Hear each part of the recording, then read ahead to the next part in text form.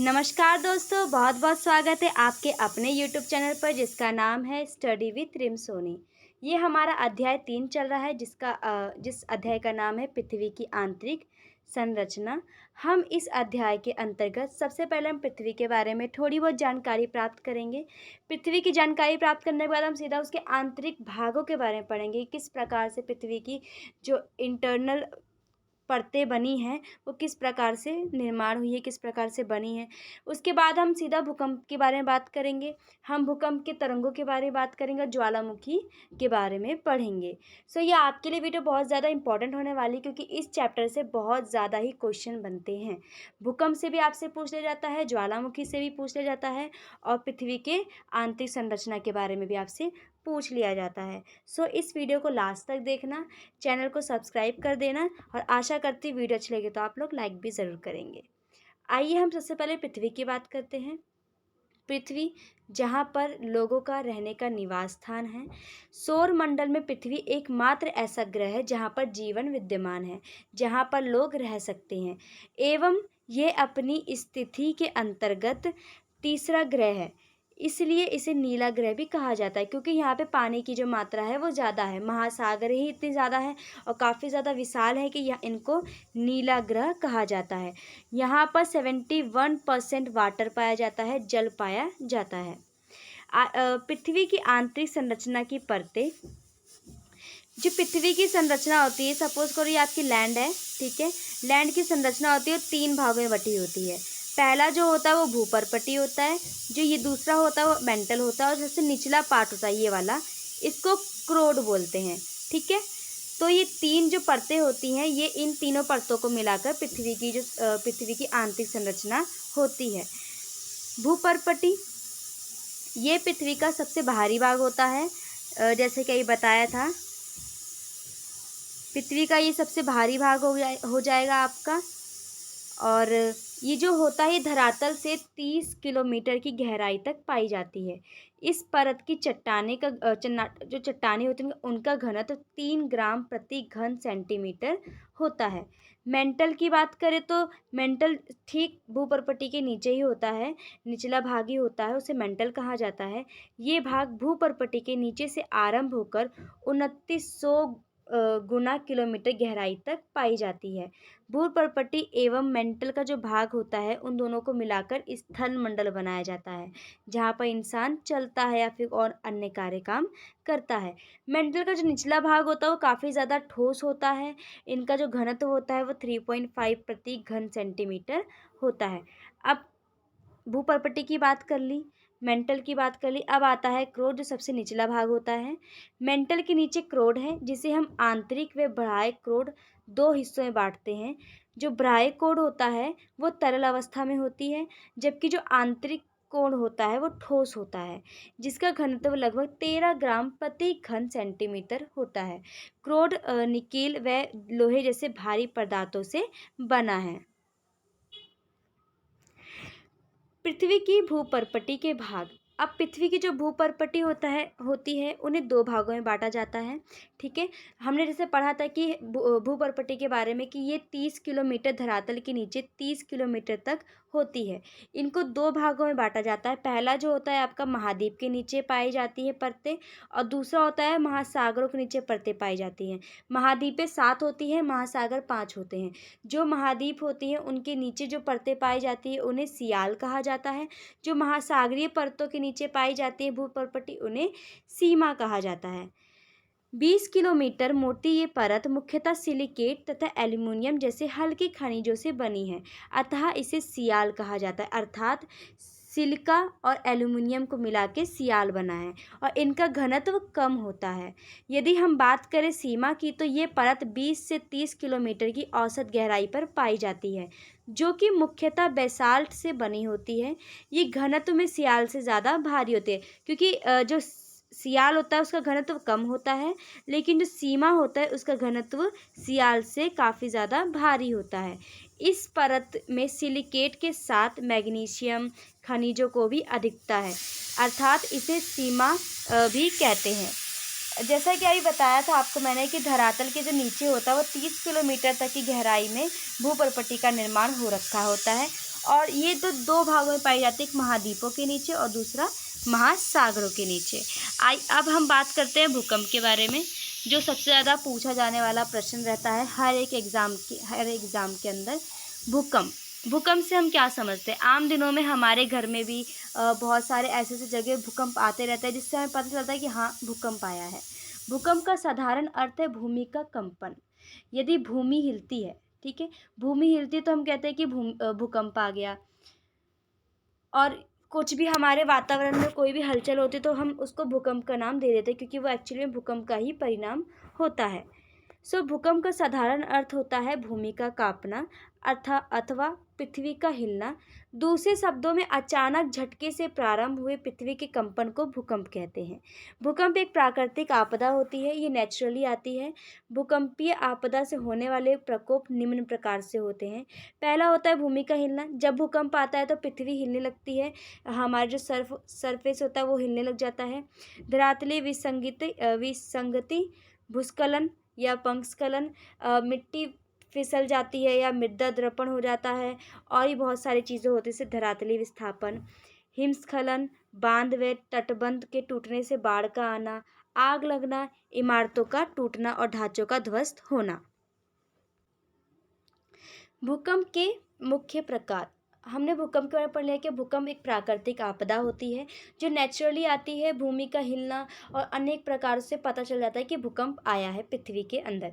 पृथ्वी के अंदर कुछ ना कुछ तो ऐसी हलचल हुई है प्लेटों के बीच के मध्य, जिसके कारण से भूकंप उत्पन्न हुआ है। हम भूकंप, ज्वालामुखी, ये सब हम छोटी क्लासों से ही पढ़ते आ रहे हैं, तो इसको ज़्यादा टफ नहीं लगेगा समझने के लिए, बहुत ईजिली से आप समझ सकते हैं। भूकंप की उत्पत्ति के कारकों को आधार पर भूकंप को निम्नलिखित 5 वर्गों में बांटा जाता है। ये 5 वर्ग आते हैं। यदि आपसे पूछा जाए भूकंप को विस्तृत वर्णन करें, तो आप भूकंप के बारे में बताना, कैसे पता चलता है, किस प्रकार से पता चलता है ये बताना। फिर भूकंप के प्रकार बता देना कि भूकंप के प्रकार कितने होते हैं। 5 प्रकार के होते हैं। पहला होता है विवर्तनिक भूकंप। सामान्यतः विवर्तनिक भूकंप ही अधिक आते हैं। ये भूकंप भ्रंश तल के किनारे चट्टानों के सरक जाने के कारण उत्पन्न होते हैं, जैसे महाद्वीपीय महासागरीय प्लेटों का एक दूसरे से टकराना अथवा एक दूसरे से दूर जाना इसका मुख्य कारण होता है। ऐसा माना जाता है कि 2 प्लेटें होती हैं पृथ्वी के अंदर। ऐसे तो बहुत सारी होती है, बट आप 2 प्लेटों का उदाहरण ले लो। अगर ये सट जाती हैं, ठीक है, एक दूसरे से क्रॉस हो जाती हैं, तो भूकंप आता है। जब ये एक प्लेट इसके ऊपर चढ़ जाएगी तो पृथ्वी क्या होगी, ऐसे उठ सी जाएगी, तो ये भूकंप आ जाएगा। या हल्की फुल्की हिल जाएगी तो भी भूकंप आएगा। दोनों का टकराना या दोनों का एक दूसरे के ऊपर जाना भी भूकंप आने का एक रीज़न बनता है। ज्वालामुखी भूकंप। एक विशिष्ट वर्ग के विवर्तनिक भूकंप को ही ज्वालामुखी भूकंप समझा जाता है।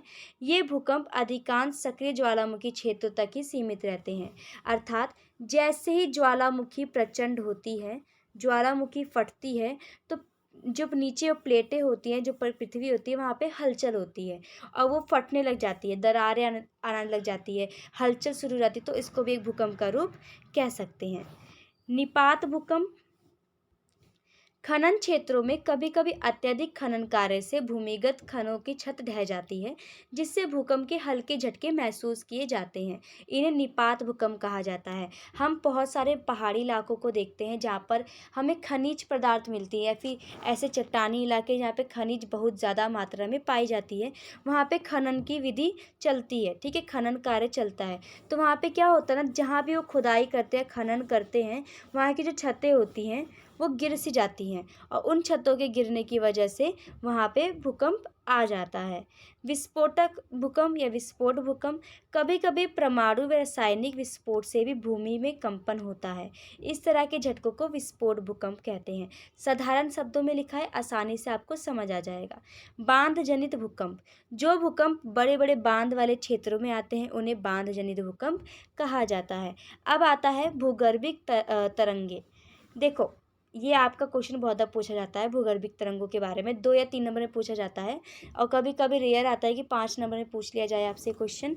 तो जो भूगर्भ होता है, भूमि का जो गर्भ होता है, उसमें 2 तरह की तरंगे लहरती है, चलती है या चलायमान रहती है।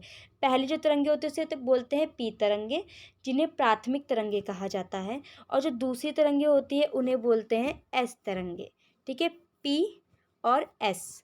ये दो तरंगे होते हैं, ये होती है प्राथमिक और ये होती है द्वितीय। ठीक है।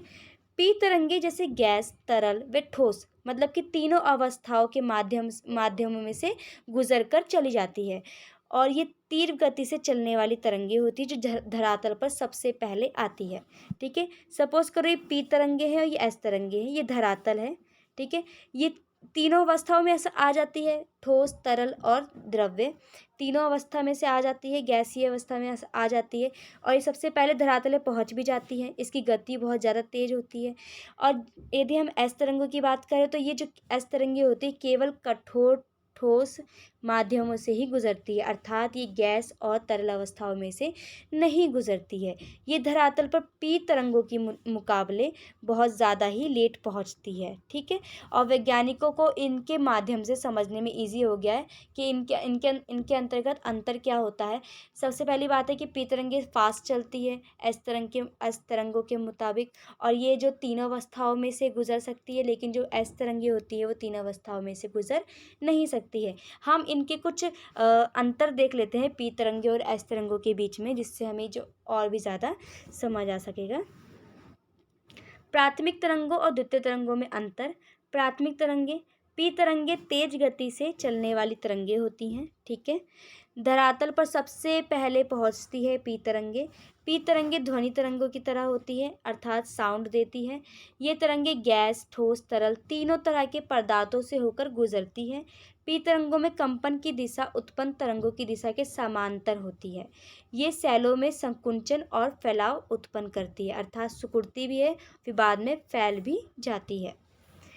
द्वितीय तरंगे या एस तरंगों की बात की जाए तो एस तरंगे धीमी गति से चलती है और ये जो एस तरंगे होती हैं धरातल पर पी तरंगों के बाद ही पहुंचती है। एस तरंगे सागरीय तरंगों की तरह होती है, अर्थात लहर लहर के सांप की तरह लहर लहर कर आती है। ये तरंगे केवल ठोस पदार्थों से ही गुजर सकती है। एस तरंगों में कंपन की दिशा तरंगों की दिशा में समकोण बनाती है। ठीक है। ये सेलों से उभार तथा गर्त उत्पन्न करती है। हमारा इस चैप्टर का जो लास्ट टॉपिक है वो है ज्वालामुखी। इसके बाद आपका ये चैप्टर कंप्लीट होता है और इसमें से आपसे जितना मैंने आपको पढ़ाया है इससे ज़्यादा कुछ नहीं पूछता है एग्ज़ाम में। इसी को पढ़ो, बुक्स भी पढ़ने की आपको ज़रूरत नहीं है, नोट्स के साथ हैं, आराम से पढ़ो, लिख भी सकते हो रिटर्न में और जो समझा रही हूँ उसको भी लिख सकते हो। बस एक बार समझ लिया तो अपने आप पेपर में आप लिख सकते हो, इतना हार्ड नहीं है। ज्वालामुखी छोटी क्लास से ही पढ़ते आ रहे हैं। ज्वालामुखी विस्फोट कैसे होता है, ये आकस्मिक घटना होती है, प्राकृतिक होती है, किस प्रकार ज्वालामुखी से लावा निकलता है, फिर बाद में किस प्रकार से हमारे यूज़ में भी आते हैं, बहुत सारी चीज़ें हमने पढ़ी है। ज्वालामुखी पृथ्वी पर होने वाली एक आकस्मिक घटना है जिससे भूपटल पर अचानक विस्फोट होता है, जिसके द्वारा लावा, गैस, धुआं, राख, कंकड़, पत्थर आदि बाहर निकलते हैं। ये हमारा बनता है ज्वालामुखी। ये धरातल बन गया आपका। ठीक है। और ये बन गया आपका ज्वालामुखी। ये अगर फटेगा तो इसमें से लावा भी निकलेगा, थोड़ी बहुत गैस भी निकल के ऊपर जाएगी, धुआं भी निकलेगा काला काला सा। ठीक है। राख भी निकलेगी और कंकड़ पत्थर भी निकलेंगे, जिसे हम ज्वालामुखी विस्फोट कहते हैं। इन सभी वस्तुओं का निकास एक प्राकृतिक नली द्वारा होता है जिसे निकास नलिका कहते हैं। लावा धरातल पर आने के लिए एक छिद्र बनाता है जिसे वीवर या क्रैटर कहते हैं। याद रखना ये सारी वस्तु एक नलिका के द्वारा आती है, लेकिन जो लावा होता है जिस छिद्र से आता है, जिस छेद से आता है उसको क्रैटर या वीवर कहते हैं। ज्वालामुखी के प्रकार मुख्यतः 3 प्रकार के होते हैं। पहला है आपका सक्रिय ज्वालामुखी। ठीक है। अर्थात जो एक्टिव ज्वालामुखी होते हैं, जो आमतौर पर फटते ही रहते हैं अपने आप कभी ना कभी, उन्हें सक्रिय ज्वालामुखी कहते हैं। इस प्रकार के ज्वालामुखी में प्राय विस्फोट तथा उद्भेदन होता ही रहता है। इनका मुख सर्वदा खुला रहता है। इटली का एटना ज्वालामुखी इसका उदाहरण है। उदाहरण अच्छे से पढ़ लेना, उदाहरण मत भूलना, उदाहरण में आपके मार्क्स और भी ज़्यादा डबल हो जाते हैं। ठीक है। अगर आपसे पूछा जाए कि सक्रिय ज्वालामुखी कहाँ पर है तो आप बताना इटली का एटना ज्वालामुखी। ठीक है। दूसरा होता है प्रसुप्त ज्वालामुखी। इस प्रकार के ज्वालामुखी में दीर्घ काल में उद्भेदन नहीं होता, किंतु इसकी संभावना बनी रहती है। अर्थात इसमें ज्वालामुखी ज़्यादा देर तक तो नहीं फटता, बट फिर भी कह सकते हैं कि कभी ना कभी अचानक से फट सकता है। ऐसे ज्वालामुखी जब कभी अचानक से क्रियाशील होते हैं, एक्टिव होते हैं, तो इससे जन धन की अपार क्षति होती है। मतलब कि लोगों की और पैसों की दोनों की ही हानि होती है। इटली का विसुवियस ज्वालामुखी इसका उदाहरण है। तीसरा जो आता है वो होता है विलुप्त ज्वालामुखी, जो कि विलुप्त हो चुका है। इस प्रकार के जो ज्वालामुखी होते हैं, विलुप्त ज्वालामुखी, ये विस्फोट प्राय बंद हो जाते हैं। अर्थात इनमें कोई भी हलचल नहीं होती है, ये बस एक नाम का रखा होता है कि हाँ, ये भी एक ज्वालामुखी है, बट इसमें कोई हलचल या क्रिया नहीं होती है फटने की, और भविष्य में भी विस्फोट होने की कोई भी संभावना नहीं होती। ये है म्यांमार के पोपा ज्वालामुखी में स्थित है। ठीक है, इनके तीनों के उदाहरण पढ़ लेना। एक है इटली का एटला ज्वालामुखी, और दूसरा है इटली का विसुवियस ज्वालामुखी, और जो विलुप्त ज्वालामुखी है जो कभी भी फटने वाला नहीं होगा, वो है पोपा, जो कि म्यांमार में स्थित है। सो आपका चैप्टर नंबर 3 पृथ्वी की आंतरिक संरचना यहीं पे समाप्त होता है। समाप्ति के साथ साथ मैं आपसे आशा करती हूँ कि आप मेरे चैनल को सब्सक्राइब किए बिना नहीं जाएंगे। सब्सक्राइब करते तो हमको एक उम्मीद मिलती है कि हमारी वीडियोस लोग देख रहे हैं, हमारी वीडियोस को लोग पसंद कर रहे हैं, फिर एक कंटेंट लाने में हमें भी ईजी होती है। ठीक है, हम मेरी वीडियो को सब्सक्राइब कर देना, लाइक कर देना, वीडियो समझ आए तो सब्सक्राइब कर देना, और शेयर तो ज़रूरी कर देना। कमेंट में बता देना अगर आपको कुछ टॉपिक्स नहीं समझ आया है, तो मैं नेक्स्ट वीडियो में उसको अलग से समझा दूँगी। तब तक के लिए बाय बाय, और मुझे सुनने के लिए धन्यवाद।